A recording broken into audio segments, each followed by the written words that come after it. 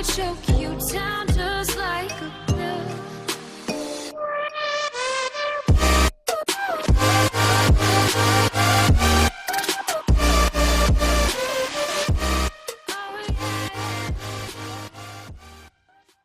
Hey guys and welcome back to King in Black Return of the Valkyries। तो अब तक कहानी में आपने देखा डॉक्टर जेन फोस्टर की जिम्मेदारी थी कि वो सेंट्री की सोल को वलहल्ला तक पहुंचाए, लेकिन रास्ते में उनके ऊपर एक बिना सिर वाले सेलेस्टियल का हमला हुआ जो कि नल की नेक्रोसवॉर्ड को एनर्जी दे रहा है और उसके बदले में नेक्रोसवॉर्ड द्वारा मारी गई सोल्स को खा रहा है।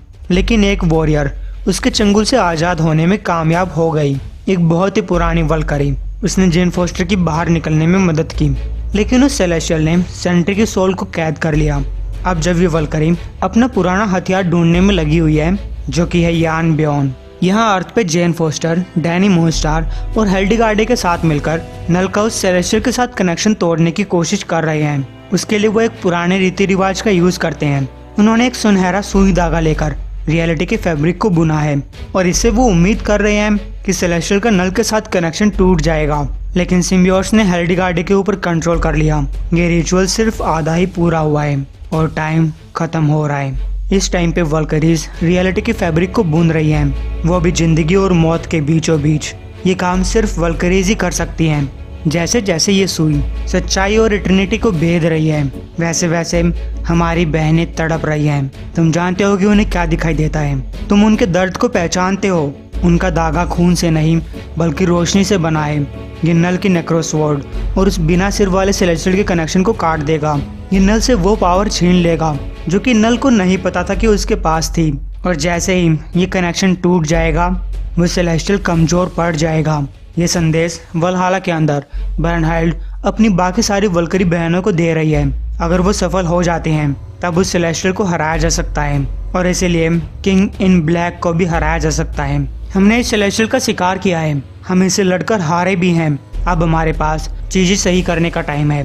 मैं तुम सब से पूछती हूँ, हालांकि हम सब मर चुके हैं और मौत के बाद की जिंदगी का मजा ले रहे हैं, लेकिन क्या हमारा ये कर्तव्य नहीं बनता कि अगर हो सके तो हम अपनी जिंदा बहनों की मदद कर सकें? तभी वो बूढ़ी औरत जो कि अब तक मना कर रही थी अंदर आती है। मरे हुए लोगों का कोई कर्तव्य नहीं होता बर्नहाइल्ड, और हमारी बहनें एक बार फिर से हार जाएंगी। तुम एक बेवकूफ़ों वाला काम कर रही हो, लेकिन मैं एक बेवकूफ़ और बुढ़िया हूँ, और उससे भी ज़्यादा मेरे अंदर गुस्सा भरा हुआ है। मैं कह रही हूँ हमें लड़ना चाहिए। बर्नहाइल्ड बोलती है, तुमने इवानिर की बात सुनी, हम लड़ेंगे। ऐसा लग रहा है कि मैं यूनिवर्स को एक गॉड की आंखों से देख रही हूँ, जैसा कि अक्सर मैं समय समय पे करती आई हूँ। मुझे हर एक चीज़ फील हो रही है, मैं हर एक चीज़ देख पा रही हूँ। मैं इस सुई को हिलता हुआ फील कर सकती हूँ। मैं हूँ जेन फोस्टर, एक डॉक्टर, एक कैंसर सर्वाइवर, एक वल्करी। मैं लिविंग और द डेड के वर्ल्ड्स के बीच खड़ी हूँ। अब सवाल एक ही उठता है कि मैं यहाँ से कौन से वर्ल्ड में वापस जाऊँगी। तभी जेन फोस्टर ने उस सेलेस्टियल की तरफ देखा। उसने अपनी खुद की ही एक तलवार बना ली थी। हम ये रिचुअल पूरा नहीं कर पाएंगे। मेरे पीछे आ जाओ डैनी, और कुछ भी करके धागे को मत छोड़ना। हमें रिचुअल पूरा करना होगा, लेकिन शायद मैं कुछ कर पाऊँ। डैनी मूनस्टार पूछती है, तुम इतनी बड़ी चीज से कैसे निपटोगी? जेन फोस्टर ने कहा, तुम एक कैंसर डॉक्टर की तरह बिहेव कर रही हो। ठीक है अंडरयान, अब ताकत दिखाने का समय है। गैस वो इस हथियार का इस्तेमाल करके एक शील्ड बनाती है और इस सेलेस्टियल की तलवार का सामना करती है। मैं मर चुके लोगों की आवाज़ें सुन पा रही हूँ। मुझे पता है कि अगर मैं इन आवाज़ों को और गौर से सुनूंगी तो मैं सेंट्री की आवाज़ को सुन पाऊंगी, लेकिन मुझे दूसरी भी आवाज़ें सुनाई दे रही हैं और उनमें से एक जिंदा व्यक्ति की है। तभी वहाँ पे वल्करी अपनी यान बियॉन के साथ आती है। आते ही उसने सेलेस्टियल के ऊपर अटैक किया। तुम बद दिमाग बिना दाढ़ी वाले गॉड के गोबर, तुमने गॉड्स का नाम डुबा रखा है। तुमने और नल ने, दोनों ने। आज के बाद तुम नरक में सड़ोगे। जेन फोस्टर पूछती है, तुम वापस क्यों आ गई? वल्करी ने कहा, तुम्हारे घोड़े ने मुझे मना लिया और मैं सोच रही थी कि हमें वलहल्ला वैसे भी जाना ही है, तो क्यों ना थोड़ी सी जल्दी की जाए। फिर ये तीनों सेलेस्टियल के साथ लड़ने लगे। जेन फोस्टर ने सोचा, इस सेलेस्टियल के आर्मर के टूटे हुए टुकड़ों के अंदर मैं मरे हुए लोगों को देख पा रही हूँ। उनकी पूरी जिंदगी मेरी आंखों के सामने है। काश कि मैं उन्हें बचा पाती, लेकिन वो बहुत सारे हैं और मैं सिर्फ इकलौती। इसी के साथ जेन फोस्टर का ध्यान भटकता है और अंडरयान काम करना बंद कर देता है। ये मेरा पुराना क्लासरूम है और ये मैं क्लास के अंदर बैठी हुई हूँ। तभी वहाँ पे उसकी टीचर मिस एंडरसन आती है। मैं तुमसे बात करना चाहती हूँ। जेन फोस्टर ने कहा, ये सच नहीं है, मिस एंडरसन पूछती है, और तुम्हें ऐसा क्यों लगता है? जेन फोस्टर ने कहा, मेरी मॉम ने मुझे कभी ये ड्रेस पहनकर स्कूल में नहीं आने दिया और इस टाइम पे मैं कुछ और कर रही थी, मैं लड़ रही थी, मेरे हथियार के साथ कुछ हुआ था। मिस एंडरसन बोलती है, ओ बेटा तुम्हें लड़ना नहीं चाहिए। जेन फोस्टर ने कहा, और तुम मर चुकी हो, मैं तुम्हारे मरने पे सालों तक रोई थी। तभी वो एकदम से बदल जाती है, नहीं तुम वो नहीं हो, तुम सेलेस्टियल हो, तुम मेरे दिमाग के अंदर हो या फिर मैं तुम्हारे दिमाग के अंदर हूँ। मिस एंडरसन बोलती है, ओ उसने तुम्हें कुछ कहा था ना, इसलिए तुम्हें संदेह हो रहा है। वो वल्करी बहुत ही जिद्दी थी, उसे खुश करना बहुत मुश्किल था। मैं उम्मीद कर रही थी कि तुम एक खुले दिमाग वाली होगी। हम तुम्हारे दुश्मन नहीं हैं, हम तुम्हें वो सब दे सकते हैं जो तुम्हें चाहिए, सब कुछ। तभी वहाँ पे एक बच्चा आता है जो जेन फोस्टर को अपनी मॉम कहता है। इस बच्चे का नाम है जिमी। जेन फोस्टर ने उसे गले लगा लिया, मैं और नहीं संभाल सकती, ये एक याद है, ये मेरा बेटा नहीं है, वो यहाँ पे नहीं हो सकता, कहीं उसकी सोल भी तो यहाँ पे कैद नहीं है। मिस एंडरसन ने कहा, ये कितना अच्छा है ना जेन, हम बुरे नहीं हैं। जेन फोस्टर बोलती है, जिमी डार्लिंग क्या तुम्हें वो पुरानी पोयम याद है, हमटी Dumpty sat on A wall? नहीं तुम असली नहीं हो। मिस एंडरसन ने फिर पूछा, तुम ऐसा क्यों कह रही हो, तुम्हें कैसे पता कि असली नहीं है? जेन फोस्टर कहती है, जिमी को ये कविता पसंद थी, लेकिन जब वो बड़ा हुआ तब इसके साथ खेलने लगा, वो इस पोयम को अपने अनुसार तोड़ने मरोड़ने लगा, लेकिन ये वो जिमी नहीं है। मिस एंडरसन बोलती है, बस इतनी सी बात, हम इसे बदल देंगे, जैसा तुम चाहती हो वैसा बना देंगे। जेन फोस्टर ने कहा, नहीं तुम नहीं कर सकती। बाहर डैनी मूनस्टार ने वल्करी को बताया, उस सेलेस्टियल ने जेन फोस्टर को अपने अंदर खींच लिया। तब उसका घोड़ा सेलेस्टियल की तरफ जाने लगा। वल्करी ने कहा, नहीं तुम अकेले नहीं कर पाओगे और तुम मुझसे साहसी नहीं हो सकते, मेरे लिए रुको, मैं उसे सुन पा रही हूँ।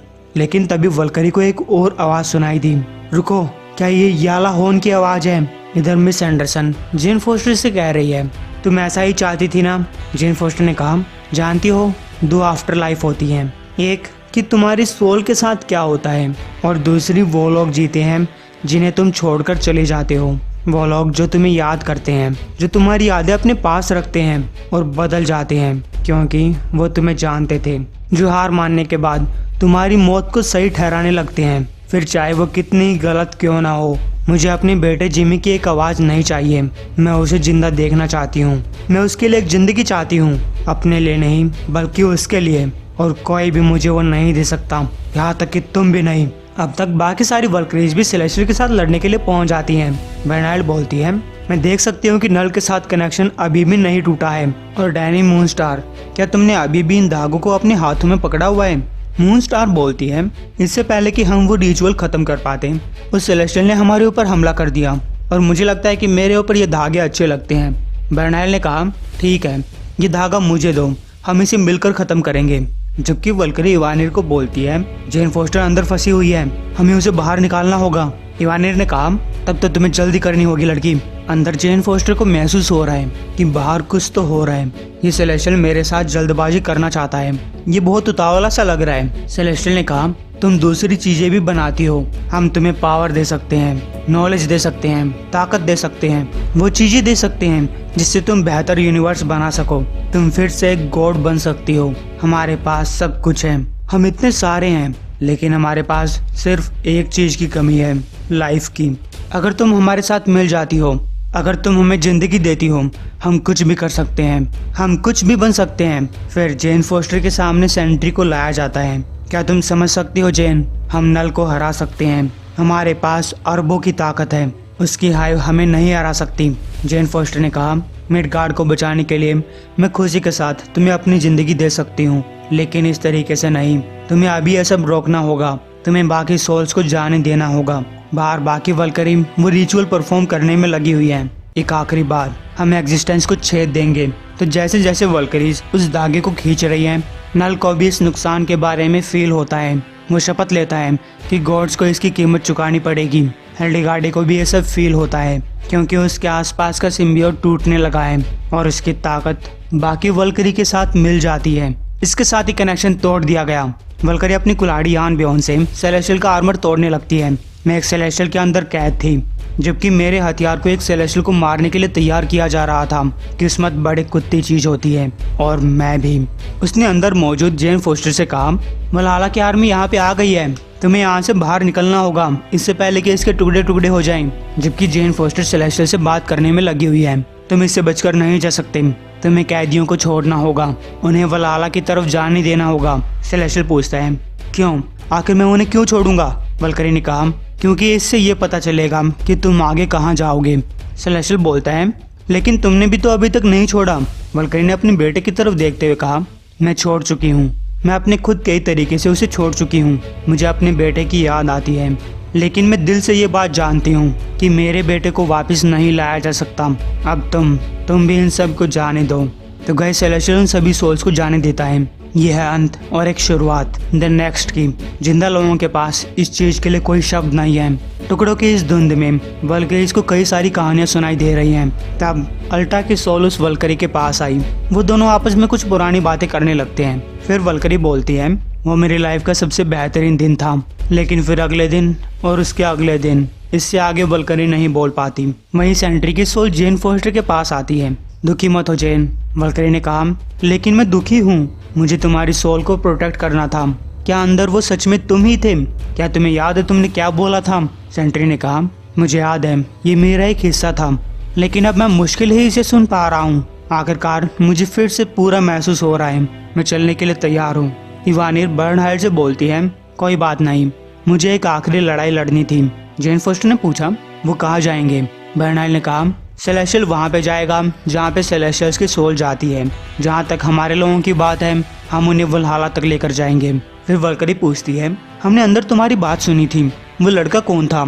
जेन फोस्टर ने कहा, मेरा बेटा जिमी, वो 8 साल की उम्र में मर गया था। वल्करी ने कहा, फिर भी तुमने जीने का मकसद ढूंढ लिया, क्योंकि मैं कई बार कोशिश कर चुकी हूँ और मुझे कुछ नहीं मिला। जेन फोस्टर बोलती है, अभी तक मुझे भी नहीं मिला, लेकिन जो कुछ साल मैंने अपने बेटे के साथ बिताए हैं, उसने मुझे धैर्य, बलिदान, उदारता और प्यार सिखाया। मेरे अंदर जितनी भी अच्छाई है वो मेरे बेटे की वजह से है। अब मैं हार नहीं मान सकती। तुम सिर्फ इतना ही कर सकती हो कि आगे बढ़ने की कोशिश कर सकती हो और उम्मीद कर सकती हो कि उसने तुम्हारे अंदर जो अच्छाई छोड़ी है वो तुम्हें आगे रास्ता दिखाएगी। वल्करी ने कहा, बाकी अच्छी चीज़ों के अलावा उसने मुझे कुल्हाड़ी चलाना भी सिखाया था। डैनी मूनस्टार ने कहा, तो हमें तुम्हारी कुल्हाड़ी चाहिए। अगर हमें नल को हराना है तो हमें हर एक चीज़ चाहिए। वल्करी पूछती है, क्या तुम्हें सच में लगता है कि हम नल को हरा सकते हैं? मूनस्टार ने कहा, हम ये तो नहीं जानते कि हम नहीं हरा सकते। जेन फोस्टर बोलती है, इसका मतलब है कि तुम्हारे पास उम्मीद है, इतना मेरे लिए काफ़ी है। वल्करी ने कहा, उम्मीद मेरे लिए भी काफ़ी है। और ये लोग नल से लड़ने के लिए चल पड़ते हैं। उम्मीद आपको ये एपिसोड पसंद आया होगा। और जहाँ तक सेंट्री की बात है, वो वल्हला के लिए रवाना हो चुका है।